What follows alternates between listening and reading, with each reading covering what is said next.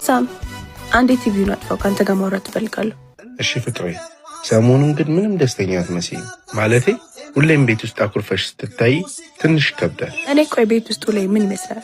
አንተን እየጠበቅኩ ልጅ እያሳደግኩ ሁሉ ጊዜ ሙሉ ቀን ደስተኛ መሆን ይመስላል? የሴትነት ግዴታሽ አይደል እንዴ? የሴትነት ግዴታሽ ካልከኝማ ያንተስ የወንድነት ግዴታ ኬቱ ላይ ነው? እንዴት ነው ነገሩ የምታስበው? አንተ እኮ አፍቃሪ ነህ። አዎ ነኝ። ሚስትህ እኮ ነኝ ሳም። አውቃለሁ ፍቅሬ፣ ሚስቴ ነሽ። ታዲያ ሚስት ከሆንኩኝ ያኔ የነበረው የፍቅረኝነት ስሜትና እንክብካቤ አሁን መቅረት አለበት ብለህ ታስባለህ? ከቤተሰብ ቤት ይዘኸኝ ከወጣህ በኋላ የተቀየረ ምንም ነገር የለም? ቤት መዋልሽ ብቻ ላንቺ ያለኝን ፍቅር ይቀንሳል ብለሽ ታስቢያለሽ? በጣም እንጂ።